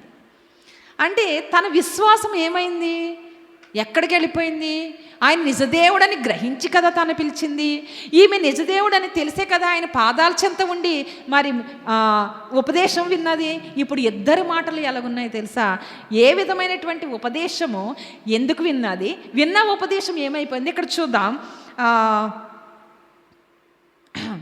20వ వచనం చదువుతున్నాను చూడండి. యోహాను సువార్త 11వ అధ్యాయము 20వ వచనం చూస్తాం. మార్త యేసు వచ్చుచున్నాడని విని ఆయనను ఎదుర్కొన వెళ్ళను గాని మరియ ఇంటిలో కూర్చుండి ఉండెను. మార్త యేసుతో, ప్రవ్వా, నీవిక్కడ నుండి ఎడల నా సహోదరుడు చావకుండును. ఇప్పుడైనను నీవు దేవుని ఏమడిగినను దేవుడు నీకు అనుగ్రహించునని ఎరుగుదున నేను. ఇక్కడ మార్త విశ్వాసం ఎంత గొప్పదో చూడండి కదా. అక్కడికక్కడే తనలో మరి విశ్వాసంలో అప్ అండ్ డౌన్స్ అయిపోతూ ఉన్నాయి. మార్తే విశ్వాసంతో అంటూ ఏమంటది, నీవు ఇక్కడ ఉంటే నా తమ్ముడు చనిపోకపోను. ఒకటి బాగుంది, అధిక విశ్వాసమే కదా. రెండోది ఏమంటుంది, అయినను ఇప్పుడైనాను నీ వల్ల గొప్ప కార్యము జరుగుతుంది అంటే ఎంతటి విశ్వాసం. మరి మార్త ప్రభు పాదాల చెంత ఉండి విన్నాదా, వంటగదిలో ఉండి విన్నాదా? ఉండి విన్నది, వినకుండా లేదు. కానీ రెండు రకాలుగా తను దేవుని యొక్క కార్యాలు చేయడానికి ఇష్టపడుతూనే ఉంది. అయితే ఈమె విశ్వాసం ప్రభు యొక్క గద్దింపుతో ఏమైందండి, పెరిగింది. ప్రభువు ఏం గద్దించాడు, నీవు అనేకమైన పనులు పెట్టుకున్నావు కానీ ఉత్తమమైన దాన్ని విడిచిపెట్టావు. కానీ ఈ యొక్క మరి ఏం చేస్తుంది, ఉత్తమమైన దానిని ఎంచుకుంది అన్నప్పుడు తనలో ఒక అగ్ని రగిలింది, ఒక వేదన అనేది స్టార్ట్ అయింది. కనుక తన విశ్వాసపు శైలి మారిపోయింది. అందుకనే దేవునితో మాట్లాడుతుంది. ఏమంటుంది ఇక్కడ, అయ్యా నీవుంటే నా తమ్ముడు చనిపోకపోను. ఒకటి. రెండోది ఏమంటుందామే, అయినను నీవు గొప్ప కార్యము చేయగలవంటుంది. అయితే ఈ యేసుప్రభు వారిని ఎదుర్కోవడానికి ఎవరు వచ్చారటండి, మార్త. మరి ఏమైపోయింది, ఇంట్లో కూర్చొని ఏడుస్తుందంట. మరి ఏం చేస్తుందండి, ఇంట్లో కూర్చొని ఏడుస్తుంది. నిజానికి ప్రభు పాదాల చెంతుండి ఉపదేశం విన్నవాళ్ళు ఎవరు, మరియే. కానీ మరియలో ఆ విశ్వాసం ఇక్కడ సన్నగిల్లిపోయినట్టుగా మనం చూస్తూ ఉన్నాం. అయితే ఇక్కడ ఈ యొక్క మార్త కూడా ఏం చెప్తుందంటే, అవును లేపుతావు కానీ అంత దినాన్న లెగుస్తారని మాకు తెలుసు అని కూడా ఈమె మాట్లాడుతుంది. అయితే బైబిల్ గ్రంథాన్ని లేదంటే దేవుని యొక్క ఉపదేశాన్ని పరిపూర్ణంగా గ్రహించేటువంటి శక్తి ఎవరికి వచ్చింది, ఇక్కడ మార్తకి వచ్చిందనమాట. అయితే ఇక్కడ ఇంకొక వచనాన్ని చూపించడం వల్ల మీకు ఇంకా పూర్తిగా అర్థమవుద్ది. ఈ మరియా కూర్చొని ఏడుస్తూ ఉంటే మార్త జాగ్రత్తగా వచ్చిందంట. వచ్చి ప్రభువు అక్కడ ఊరి చివర ఉన్నారు, నిన్ను రమ్మంటున్నారు అని అంటే ఈ మరియ లేచి పరుగు పెడుతుందటండి. పరుగు పెడుతూ పెడుతూ పెడుతూ ఎక్కడికి వచ్చిందో తెలుసా, మరి ప్రభు సన్నిధికి వచ్చి ఆయన పాదాల చెంత పడిందంట. ఆ మాటను చూద్దాం, 32వ వచనం ఒకసారి చూద్దాం. అంతటా మరియ యేసు ఉన్న చోటికి వచ్చి ఆయనను చూచి ఆయన పాదముల మీద పడి, ప్రవ్వా నీవు ఇక్కడ ఉండి నీడలా నా సహోదరుడు చావకుండా నేను. ఆమె ఏడ్చుటయు ఆమెతో కూడా వచ్చిన యూదులు ఏడ్చుటయు యేసు చూచి కలవరపడి ఆత్మలో మూలుగుచు అతన్ని ఎక్కడ ఉంచుతారని అడగగా వారు ప్రభువా వచ్చి చూడమని ఆయనతో చెప్పి యేసు కన్నీళ్లు విడిచెను. అయితే యేసు కన్నీళ్లు విడిచిన విధానం దేనికోసం చెప్పండి, వారి యొక్క అవిశ్వాసము. మరి అని దేవుడు యేసుప్రభు వారు ఎంతగా ఆలోచించుంటారంటే, నా పాదముల చెంత ఉండి ఉపదేశములు విని విశ్వాసంతున్నటువంటి మరియ ఎలాగుందో అని. అంటే ఆయనకి అన్నీ తెలుసు అనుకోండి, అయినప్పటికీ కూడా మార్తకే కబురు చెప్పారు మరి అని రమ్మనని. ఆయన అక్కడి నుంచి కదలేదంట, ఊరి చివరే నిలబడి ఉన్నారంట. ఎందుకంటే అక్కడికక్కడ సమాధి దగ్గర కనుక నిలబడే ఉన్నారు. అయితే మరి వచ్చి ఇప్పుడు ఏమైందంటే ఆయన పాదాల మీద పడిపోయిందంట. మొట్టమొదటిగా మరి యొక్క పరిస్థితి ఏంటి, ఆయన పాదాల చెంత ఉండి ఉపదేశం విన్నది దేనికోసం, తన జీవితాన్ని మార్చుకోవడానికి. రెండవది ఆయన పాదాల మీద ఎందుకు పడింది, తమ్ముడు గురించి వేదనతో పడింది. అంటే అక్కడ ఏ విధంగా ఆయన నిందించడానికే కదా, నిందించిందా లేదా, అక్కడ ఒక మాట అందా లేదా, ఏమన్నది, నీవిక్కడ ఉంటే నా తమ్ముడు చనిపోకపోను. మార్తేమంది ఈ మాట అని, అయినను నీవిప్పుడు గొప్ప కార్యం అయితే చేయగలవు అంటుంది.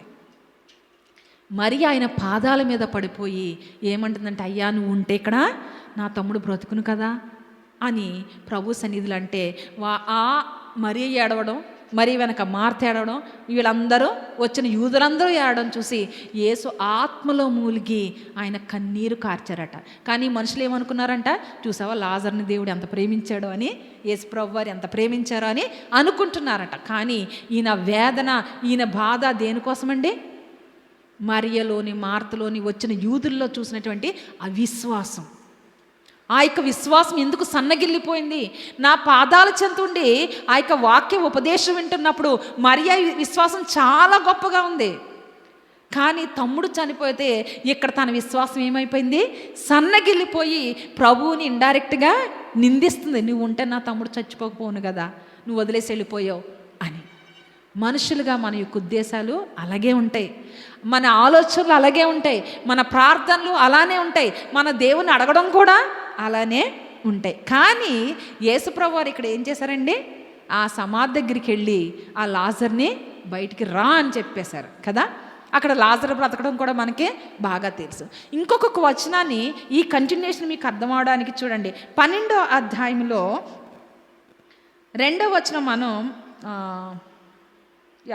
3rd వర్స్ చూద్దాం, 3వ వచనం చూద్దాం. అప్పుడు మరియా మిక్కిలి విలువ గల అచ్చ జటామాంసి అత్తరు ఒక సేరున్నర ఎత్తు తీసుకొని యేసు పాదములకు పూసి తన తల వెంట్రుకలతో ఆయన పాదములు తుడిచెను. ఇట్లు ఆ అత్తరు వాసనతో నిండెను. ఇక్కడ మనం చూస్తే ఇదే మరియా ఏం చేస్తుందంట, ఆయన యొక్క పాదాలు, ఈ పై వచనాలు చూస్తే అక్కడ మార్తతో పాటు లాజరు ఉన్నాడట, ఆయనతో భోజనానికి కూర్చున్నాడంట. లాజరు కూడా ఏ లాజరు అండి, చనిపోయి తిరిగి లేపబడ్డాడు. ఎవరి ద్వారా? యేసుప్రభు వారి మాట ద్వారా లేపబడినటువంటి లాజరు కూడా కూర్చున్నాడట భోజనానికి. ఇది మహా ఆశ్చర్యం కదా. కూర్చుంటే అప్పుడు ఈ మరియా ఏం చేస్తుందటండి, ఈ అచ్చ జటామాంసి, ఇంతకుముందు మనం ఈ విషయంలో మాట్లాడుకున్నాం. ఒక లేడీ తన యొక్క జీవిత కాలం సంపాదించే డబ్బు అంతా ఇచ్చి కొన్నటువంటి శ్రేష్టమైన అత్తరు ఈమె అందరూ ఒకటే, రైట్? వేరే వేరే సువార్తల్లో ఈ మాటలు డిఫరెంట్గా కొంచెం కనిపిస్తుంది. ఎందుకంటే ఇదే మనకి సూచన కూడా, ఇదే మనకు ఆధారం కూడా. బైబిల్ ఒక్కరి చేత రాయబడలేదు, ఒక్కరు చెబితే రాయబడలేదు, రైట్ కదా. అనేక మంది రాశారు పరిశుద్ధాత్మ నడిపింపు చేత, రైట్? అయితే అది మనం గ్రహించవచ్చు. ఇక్కడ ఆమె ఏం చేస్తుందంట, ఆయన పాదాలని కడిగిందంట. ఒకసారి ఆలోచిద్దాం. మొట్టమొదటిగా ఏం చేసింది, ఆయన పాదాల చేత ఉండి ఉపదేశాన్ని విన్నది. రెండోది ఏం చేసింది, ఆయన పాదాల మీద పడిపోయి ఏడ్చుకుంటా ఆయన్ని నిందిస్తుంది. ఇప్పుడు మూడోది ఏం చేస్తుంది, ఆయన పాదాలనంట కడిగి తన తల వెంట్రుకలతో తుడిచి, ఇంకొక సువార్తలు చూస్తే ఆ కాళ్ళను ముద్దు పెట్టుకుంటుందంట. తన పాపాలన్నీ కడగబడ్డాయని దేవుడు చెప్తా ఉన్నాడు ఇక్కడ. ఆలోచిద్దాం, తన విశ్వాసంలో ధోరణి ఎలాగుంది, తగ్గి ఇప్పుడు పీక్ లెవెల్లోకి వెళ్ళిపోయింది. ఇప్పుడు నిజమైన విశ్వాసం అనేది ఎవరికి వచ్చింది, ఈ మరియకు వచ్చింది. నిజమైన పాపక్షమాపణ ఇప్పుడు వచ్చింది మరియకి. నిజముగా తనలో మారు మనసు ఇప్పుడు వచ్చింది మరియకి. అంటే కేవలం ఉపదేశం విని వదిలేస్తే రాదండి. ప్రభు చేయగలడు అని విశ్వాసం ఉండి కూడా ఆయన నిందిస్తే రాదండి.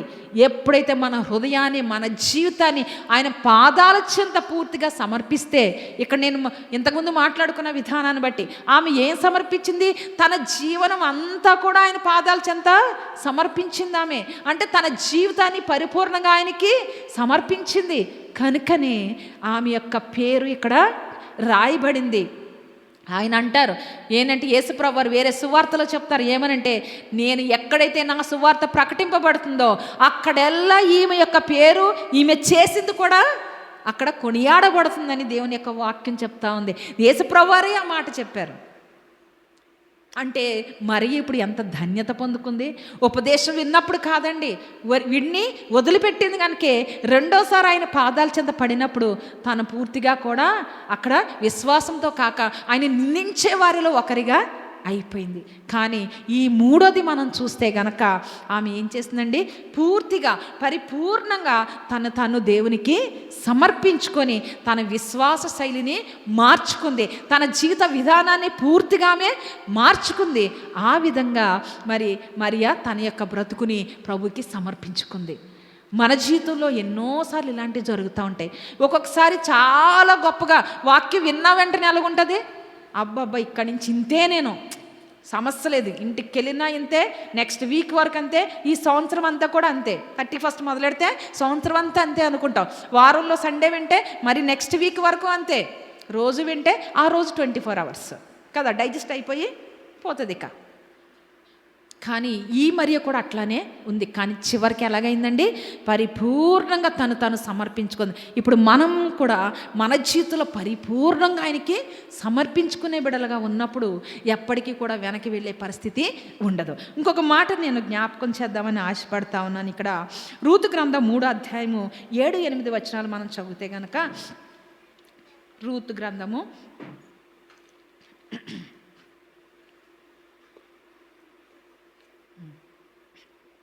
3వ అధ్యాయము 6 కూడా చదువుతున్నానండి. 6, 7, 8 వచనాలు చదువుతున్నాను. దయచేసి అందరూ చూడవలసిన కోరుసిన. ఆ కళ్ళమునొద్దకు పోయి తన అత్త ఆజ్ఞాపించిన దంతయు చేశాను. బోయజు మనసును సంతోషించినట్లు అన్నపానములు పుచ్చుకొని లోపలికి పోయి ధాన్యపు కుప్ప యొద్ద పండుకొన్నప్పుడు ఆమె మెల్లగా పోయి అతని కాళ్ళ మీదనున్న బట్ట తీసి పండుకొనెను. మధ్యరాత్రి యందు అతడు ఉలికిపడి తిరిగి చూచినప్పుడు ఒక స్త్రీ అతని కాళ్ళ యొద్ద పండుకొని ఉండెను. అతడు నీవెవరు అని అడుగగా ఆమె, నేను రూతు అను నీ దాసురాల్ని, నీవు నాకు సమీప బంధుడు గనుక నీ దాసురాల మీద నీ కొంగు కప్పుమనగా అతడు నా కుమారి, యెహోవా చేత నీవు దీవెన నొందిన దానవు, కొద్దివారినే గాని గొప్పవారినే గాని యవనస్తులను నీవు ఎంబడింపగా ఉండుటయు నీ మునిపటి సత్ప్రవర్తన కంటే వెనుకటి సత్ప్రవర్తన మరి ఎక్కువైనది. ఇక్కడ ఈ వచనాలు మనం చూస్తే మనిషిగా నార్మల్ ఒక హ్యూమన్ బీయింగ్గా చదివితే ఈ విషయం అర్థం కాదు. పైగా ఏమనిపిస్తుంది అని అంటే ఏంటిది తప్పు అనిపిస్తుంది. కానీ మనం ఇక్కడ ముందుగానే మాట చెప్తున్నాను. ఇక్కడ బోయజు యేసుప్రభు వారికి సాదృశ్యంగా ఉన్నాడు, రూతు సంఘానికి సాదృశ్యంగా ఉంది. రైట్? బోయాజు ఎవరికి సాదృశ్యంగా ఉన్నారు? యేసుప్రభు వారికి సాదృశ్యంగా ఉన్నారు. రూతు సంఘానికి సాదృశ్యంగా. ఏ సంఘం? వధువు సంఘం. అంటే ఎవరు? మనమే. ఎత్తబడేటప్పుడు పెండ్లి విందు ఉంది కదండి, ఆ పెండ్లికి వెళ్ళడానికి మనం ఎలా సిద్ధపడాలి? వధువుగా సిద్ధపడాలి. వధువు సంఘముగా ఉన్నాం. ఇక్కడ రూతు వధువు సంఘానికి సాదృశ్యంగా ఉంది. ఇక్కడ మనం చూస్తే గనక ఆలోచిస్తే చూడండి, ఈ అత్తగారు ఎవరండి? నయోమి కదా. రూతు అత్తగారు ఎవరు? నయోమి. ఈ నయోమి రూతుకి ఏం చెప్తుంది అని అంటే, బోయజు మన సమీప బంధువుడు గనక ఆయన కళ్ళ దగ్గర పడుకుంటే నువ్వు వెళ్ళి ఎక్కడ పడుకోమంది? కాళ్ళ దగ్గర. వేరేగా ఆలోచించవలసిన అవసరం అక్కడ లేదు. కాళ్ళ దగ్గర ఆమె పడుకుందంట. అప్పటి ఆచారం అవన్నీ వేరే. కాళ్ళ దగ్గర పడుకోవడం అంటే ఆయన పాదాల దగ్గర పడుకుంది. ఇప్పుడు మనము యేసుప్రభు వారికి సాదృశ్యం అని చెప్పాను కదా బోయజ్ అంటే, మనము ఆయన బిడ్డలుగా ఎక్కడ పడుకోవాలంట? ఆయన పాదాల దగ్గర. పడుకుని నిద్రపోమని కాదు. అక్కడ ఏమవుతుంది? అక్కడ రూతు ఏం చేసింది? ఆశ్రయించింది. ఎవరిని ఆశ్రయించింది? బోయజును ఆశ్రయించింది. ఎందుకు ఆశ్రయించిందంటే తనకు సమీప బంధువుడు అతడే గనక వారి జీవితానికి సహాయము చేయమని ఆశ్రయించింది. ఆమె పెండ్లి కోసం అడగలేదు, మరి ఏదో కూడా ఆమె అడగలేదు. కానీ ఆమె ఏం చేసిందనంటే మరి ఆయన పాదాల చెంత ఉండి సహాయత కోరుకొని, నీ కొంగు కప్పుము అంటే నీ రెక్కల నీడలను నాకు ఆశ్రయమిమ్ము అని అర్థం. వధువు సంఘముగా ఉన్నటువంటి మనము, ఆయన సంఘం ఉన్న మనం ఏం చేయాలంట? ఆయన పాదాలు పట్టుకోవాలంట. ఎప్పుడు పట్టుకోవాలి? ఇక్కడ ఒక మాట ఉంది. ఎప్పుడంట? రాత్రి వేళ పట్టుకుంది. అంటే రాత్రి ఒకటే ప్రేయర్ చేయమని కాదండి. మనం ఏ పరిస్థితులు ఉన్నా రాత్రి పడుకునే టైం కదా యాక్చువల్గా. అందుకని ఆ టైంలో ఓన్లీ నిద్రపోవడం కాదు, ఆయన పాదాల చెంతనే ఉండాలంట. అంటే మన మనసు ఎలా ఉండాలి? ఆయనతోనే ఉండాలని అర్థం. అక్కడ నిద్రపోవద్దు అని కాదు. ఆయన రాత్రిని సృష్టించిందంటే విశ్రాంతి తీసుకోవచ్చు. అలాగని విపరీతమైనటువంటి నిద్రతోనూ 2 గంటలు 3 గంటల వరకు పడుకోవడం ఇవన్నీ కూడా దేవునికి ఇష్టమైనవి కానే కాదు. రైట్? ఆయనకి ఇవ్వాల్సిన సమయాన్ని ఆయనకి ఇవ్వాలంతే. ఎందుకో తెలుసా? రాత్రి అని అంటే ఏంటో తెలుసా అండి? చీకటి కదా. చీకటి అని అంటే ఈ లోకపు చీకటిలో ఉన్నటువంటి బ్రతుకుతున్నాం. పాపము ఎదుట మనం బ్రతుకుతున్నాం. ఆ పాపం మనకి అంటకుండా, ఆ లోకం మనకి అంటకుండా, మన జీవితాల్లోకి రాకుండా ఏం చేయాలంట? అయ్యా నీ కొంగు నాకు కప్పు, నన్ను కాపాడు, నీ రెక్కల నీడ నన్ను కాపాడు. ఆ కొంగు కప్పితే అర్థం ఏంటో తెలుసా? ఆ వ్యక్తి, ఆ కొంగు కప్పిన వ్యక్తికి సొంతం, అంటే సొంత సమీప బంధువు అన్నది. చూసారు ఆవిడ సొంతం. ఇప్పుడు మనము ఆయన సన్నిధిలో, అయ్యా నీ రెక్కల్లో నన్ను కాపాడు, నీవు నన్ను కప్పు ప్రభువా అని అంటే మనం ఎవరు అవుతామో? యేసు ప్రభు వారికి చెందిన వారము అవుతాం. అప్పుడు ఈ చీకటి మనల్ని ఏమీ చేయలేదు. ఈ లోకంలో సరదాలు, ఈ లోకపు ఆలోచనలు మనల్ని ఏమీ చేయలేవు. ఆయన కాపాడుతూ ఉంటారు. ఇక్కడ రూతు చేసింది కూడా అంతే. అక్కడ ఉన్నటువంటి వ్యక్తులు అందరూ, ఆమె ఎవరండి రూతు? యాక్చువల్గా మోయాబీరాలు, దేవునికి అయిష్టమైన అన్యజనాంగము. ఆ అన్యజనాంగము దగ్గర నుంచి బయటకు వచ్చి యేసు ప్రభువే దేవుడే, యెహోవా తండ్రియే నిజమైన దేవుడు అని తన అత్త నమ్మినటువంటి దేవుడే నిజమైన దేవుడని నమ్మి ఆమెతో వచ్చేసింది కదా. మరణం తప్ప మనల్ని ఏది కూడా వేరు చేయలేదు అని అంది. అయితే ఆమెలో ఉన్నటువంటి ఆ మారు మనసు అత్త చెప్పినట్లుగా బోయేజు దగ్గరికి వెళ్ళడానికి కారణం ఏంటంటే, బోయేజు ఎవరండి? దేవుని బిడ్డ.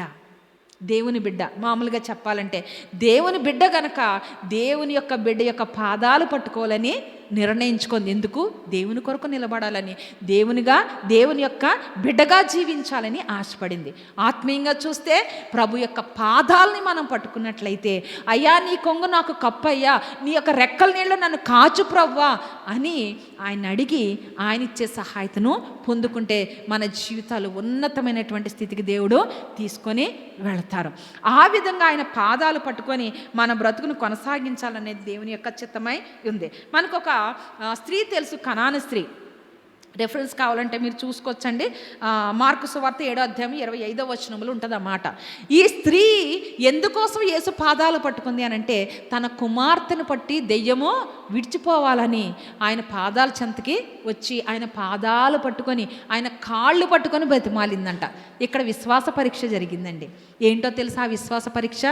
యేసు ప్రభువారు అంటారు, అమ్మా నేను మీకోసం రాలే, ఎవరి కోసం వచ్చాను? యూదుల్లో నశించిపోతున్న వారి కోసం నేను పంపబడ్డా కానీ నీ కోసం కాదు. విశ్వాస పరీక్ష. అప్పుడు ఆమె ఏమంటుంది తెలుసా?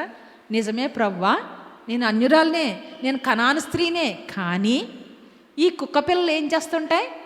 దేవుడు యేసుప్రభు వారు అంటారు, పిల్లల యొక్క రొట్టె ముక్క తీసి కుక్క పిల్లలకి వేయకూడదు కదా. చూడండి ఎంత మాట. అయితే అది ఏంటో తెలుసా? విశ్వాస పరీక్ష. మనం వేరేగా నెగిటివ్గా తీసుకోవాల్సిన అవసరం లేదు. ఈ విశ్వాస పరీక్షలో ఆమె ఏమంటుందో తెలుసా? అవును ప్రవ్వా నిజమే, కానీ పిల్లలు తింటుంటే రొట్టె ముక్కలు పడితే అవి కుక్క పిల్లలు తింటాయి కదా ప్రవ్వా, నాకు కూడా అలాగా ఇవ్వు అని ఎంతగా తగ్గించుకుందండి. ఫస్ట్ ఆయన పాదాలు పట్టుకొని అంతగా తగ్గించుకున్న ఆమెకి ఇలాంటి విశ్వాసాన్ని నేను ఎక్కడా చూడలేదు, ఇశ్రాయేల్లో కూడా లేదు ఇంత విశ్వాసం. అలాంటి విశ్వాసాన్ని నువ్వు చూపించా కనుక నీ కుమార్తె ఇప్పుడే స్వస్థత పొందిందని దేవుడు చెప్తా ఉన్నారు. అంటే ఆయన పాదాల చెంత పట్టుకున్నప్పుడు, ఆయన పాదాలని పట్టుకొని తగ్గించుకొని మనం అడుగుతున్నప్పుడు దేవుడు ఏం చేస్తాడండి? ఆయన కార్యాన్ని. మనం ఎవరు? అన్యజనులం. మనం ఈ లోకపు వారము, ఈ యొక్క రక్త మాంసాలతో పుట్టిన వాళ్ళము, పాపములోనే మన తల్లి మనల్ని గర్భాన్ని ధరించింది, కానీ అలాంటి మనల్ని విడిచిపెట్టలేదు. అలాంటి వాళ్ళని కూడా, ఆ కనాను స్త్రీని ఎలాగైతే దేవుడు కనికరించాడో ఈరోజు మనల్ని కూడా ఆలోచిద్దామండి. ఏ యోగ్యత ఉందని ఆయన మనల్ని ప్రేమిస్తున్నాడు? ఏ యోగ్యత మనలో ఉందని ఆయన మనకు బువ్వెడుతున్నారు? ఏ యోగ్యత మనలో ఉందని ఊపిరిచ్చి బతికిస్తున్నారు? ఏ యోగ్యత ఉందని అక్కడి నుంచి దిగి వచ్చి సిలువలో బలియాగమయ్యి మన కోసం రక్తం కార్చడం ఏంటండి? అసలు మనం ఎవరు? అసలు ఆయన పాదపీఠం దగ్గర ఉన్న చిన్న జీవులం కదా. ఆలోచిస్తే అంత ఆశ్చర్యంగా ఉంటుందా? దుఃఖం బయటకు వచ్చేస్తుంది కదా, గట్టిగా ఎడవాలనిపిస్తుంది కదా. ఆలోచిదా ఎప్పుడైతే వస్తుంది తెలుసా?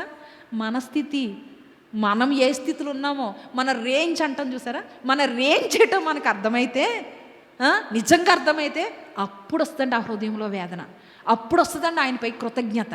అప్పటి వరకు నేను చాలా గ్రేట్, నా రేంజ్ ఇది అన్నామా అంతే, లేదు నాది ఇది అని అన్నప్పుడు ఆయన ఎదుట అందరూ కూడా ఎవరో ఇక్కడ కూడా సరిపోదు ఎక్కడికి వెళ్ళినా, రైట్. అయితే దేవుడు ఈరోజు మనతో మాట్లాడుతున్నారు. ఎవరి పాదాల చెంత నువ్వు ప్రార్థన చేస్తున్నావు? లోకము దగ్గర, దేవుని పాదాల దగ్గర. నీ దేవుని పాదాల దగ్గర అనుకో నీ విశ్వాసపు మరి ఆ యొక్క లెవెల్స్ ఎట్లున్నాయి, నీ గ్రాఫ్ ఎట్లుంది? విశ్వాసపు గ్రాఫ్ ఎక్కి దిగి ఉంటే కుదరదు. మరేదో ఒకసారి ఎక్కింది దిగింది, కానీ ఆ తర్వాత ఇంకా ఎప్పుడు కూడా తగ్గలేదు, ఎప్పుడు కూడా దేవుని యొక్క నామాన్ని బట్టి నిలిచే ఉంది.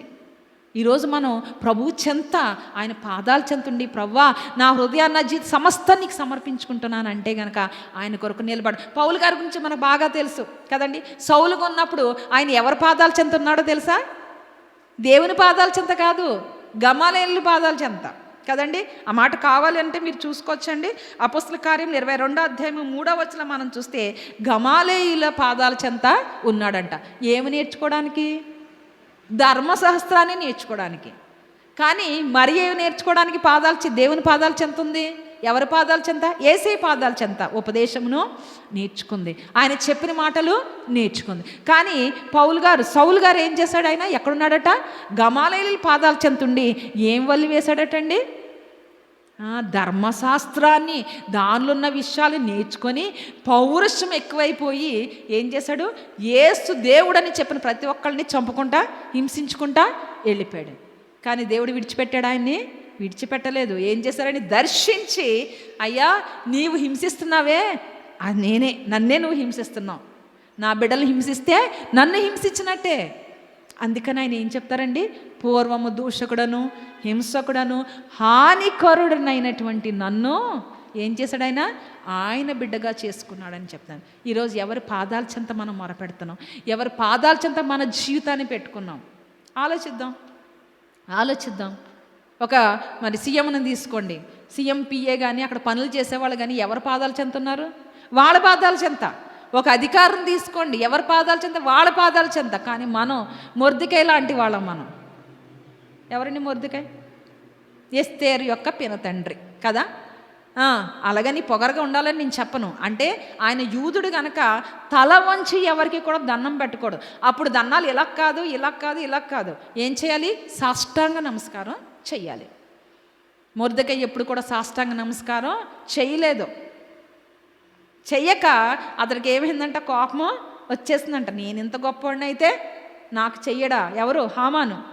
నేను ఎంత గొప్పవాడిని కదా అని అనుకుంటే ఎప్పుడు కూడా సాష్టాంగ నమస్కారం చేయక అతన్ని చంపాలని చూశాడు. పెద్ద 50 అడుగుల ఉరికొయ్యని ఏర్పరిచాడట. ఎందుకు? మొర్దెకైని ఉరి తీద్దామని. ఎవరు ఉరి తీయబడ్డారు? హామానే ఉరి తీయబడ్డాడు. ఎవరు తీసుకున్న గోతులో వాళ్ళే పడతారు. హామాను అతని పాదాలు పట్టుకోవాలి మొర్దెకై అని అనుకున్నాడు. కానీ మొర్దెకై ఎవరి పాదాలు పట్టుకున్నాడు?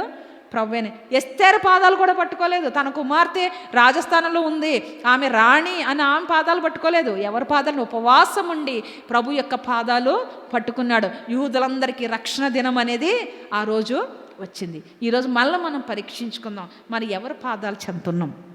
ప్రభు పాదాలు చెందుతున్నామా? అయ్యా నీ కొంగు నాకు కప్పయ్యా, నీ యొక్క రెక్కల నీడలో నన్ను దాచు ప్రభు అని అడుగుతున్నామా? ఆయన పాదాలు చెందండి. ఆయన యొక్క ఉపదేశం వాక్యం విని వెళ్ళిపోయి మరలా విశ్వాసంతో ఆయన్ని నిందించేవారిగా ఉన్నామా? మరియ వల్లే అలా ఉండడానికి వీల్లేదు. మరియా తర్వాత తన జీవితం ఎలాగైతే దేవునికి సమర్పించుకుందో, పరిపూర్ణంగా ఆయన వైపు ఆయన యొక్క పాదాలను పట్టుకొని ఆయన ఈ చెంత తన జీవితాన్ని సమర్పించుకుందో, అలాంటి జీవితం ప్రభు మనకిచ్చేలాగన ప్రార్థన చేసుకుందాం. మహాపరిశుద్ధుడా, మహోన్నతుడా, ప్రేమగల తండ్రి, కృపామయుడా, మీ పరిశుద్ధ పాదములకు వందనాలు, స్తోత్రము, స్తుతులు చెల్లించుకుంటున్నాం. జీవాధిపతి అయిన దేవా, మీ స్తుతులు, వందనాలు ప్రభా. ఈ దినాన మీ దివ్యమైన వాక్ ద్వారా మాతో మాట్లాడినందుకు మీ కృతజ్ఞతాస్తుతులు, స్తోత్రములు చెల్లించుకుంటున్నాం తండ్రి. విత్తబడ నీ వాక్యం అందరి హృదయంలో ఫలించి నాయన నిరంతరము నాయన నీ పాదాల చెంత నాయన ఉండి ఉపదేశం వినే బిడలుగాను, నిన్ను ఆశ్రయించే బిడలుగాను మమ్మల్ని ఉంచమని మీ సన్నిధిలో బ్రతిమలాడుకుంటున్నాం. నీ పాదాలు పట్టుకునేట ప్రభా, ఈ లోకపు విషయాల కోసం కాదయ్యా, ఈ లోకంలో అభివృద్ధి కోసం కాదయ్యా, పరలోకం చేరడం కోసం ప్రవ్వా. పరలోకపు గవిని నా తండ్రి మేము తండ్రి గుర్తెరిగి ప్రవ్వా దాటి నీ యొద్దకు వచ్చే బిడలుగా మేము ఉండడానికి నాయన, ఈ లోకంలో భక్తి చేయడానికి, నీ ఉపదేశం వినడానికి, నీ పాదాలు పట్టుకోవడానికి మాకు బుద్ధి దయచేయండి తండ్రి. మీ వందనాలు, స్తోత్రములు ప్రవ్వా. నీ పాదాల చెంత మా జీవితాన్ని నడిపించుకోవడానికి, నీ కృపకి ఎల్లప్పుడూ పాత్రలమై ఉండడానికి మా అందరికీ సహాయం చేయమని, నీ కృపాదీవెన మాకు అనుగ్రహించమని, ఈ వాక్యం మా అందరి హృదయంలో నూరంతలుగా ఫలించినట్లుగా సహాయం చేయమని, నా ప్రభును సర్వకృపానిధి అనేటువంటి యేసయ్య పేరటి ప్రార్థన అడిగి వేడుకుంటున్నాము తండ్రి. ఆమేన్. ఈ సమయంలో ప్రభు సన్నిధికి తెచ్చినటువంటి కానుకలు సమర్పించుకుందామండి.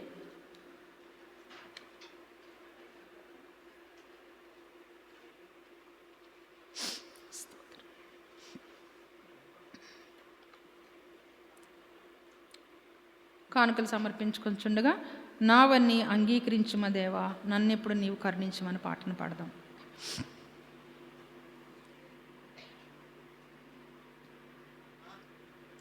C# major.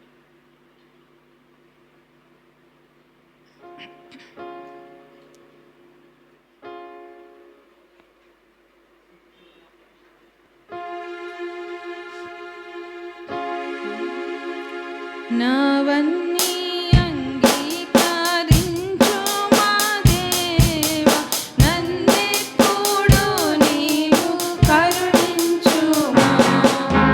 నావన్నీ అంగీకరించు మా దేవా, నన్నెప్పుడు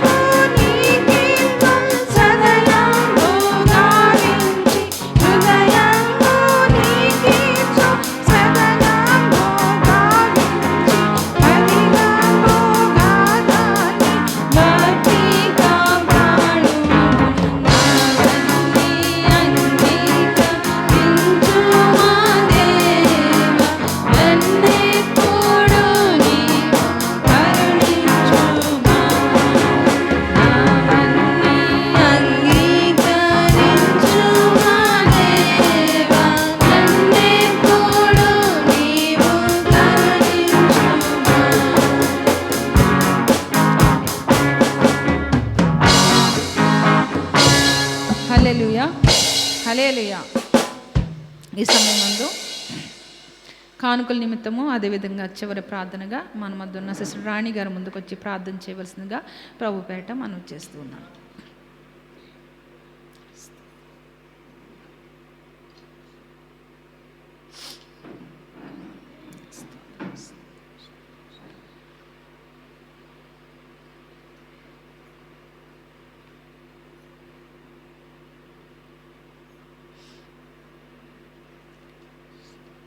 కళ్ళు మూసుకుని ప్రేయర్ చేసుకుంటున్నాం.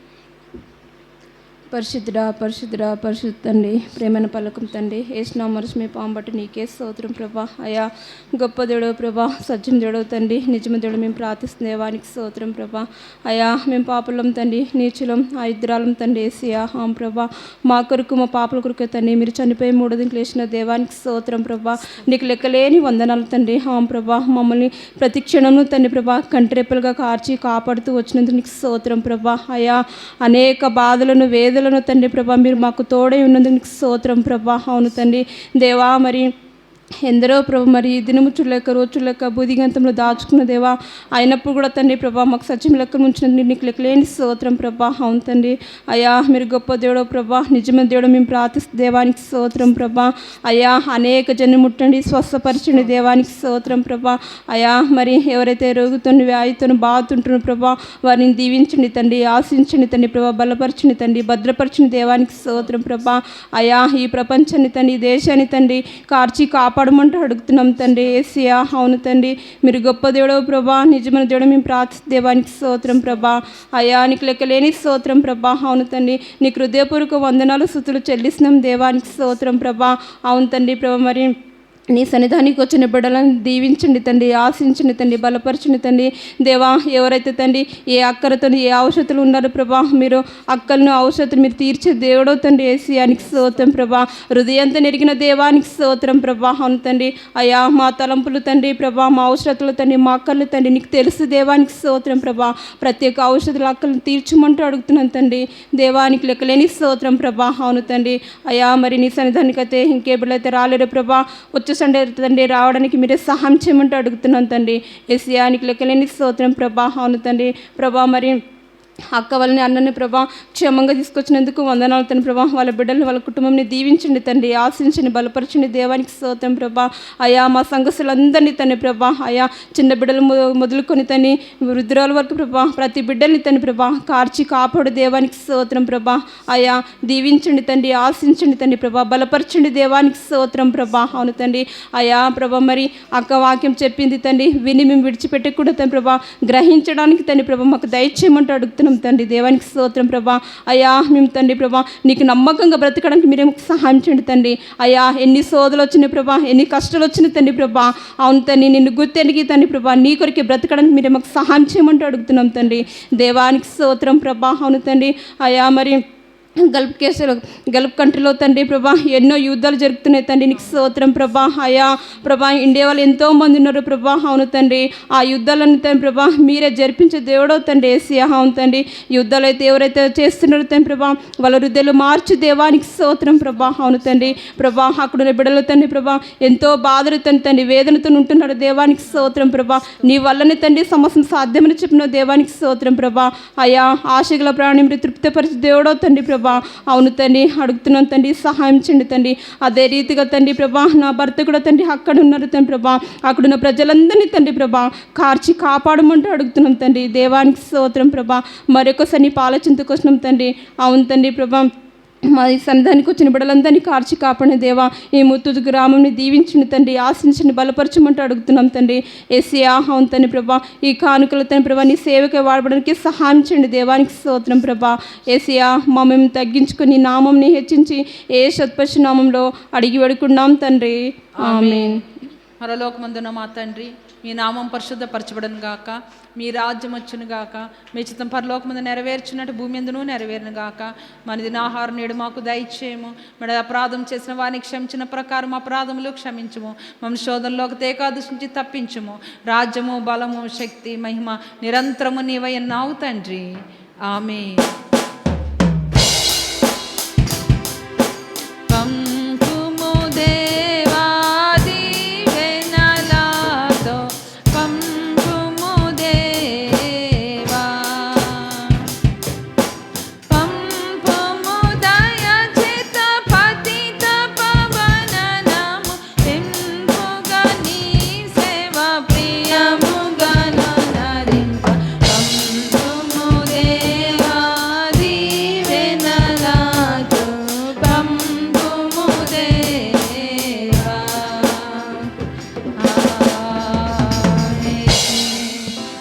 నా ప్రాణమా యెహోవాను సన్నతించుము, నా అంతరంగంలో ఉన్న సమస్తం ఆయన పరిశుద్ధ నామం సన్నతించుము.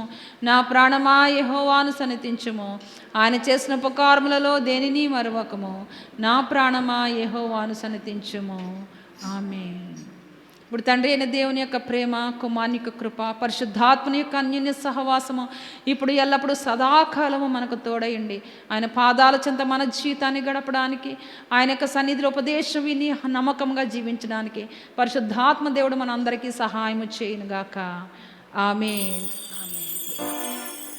అందరికీ praise Lord. God bless you.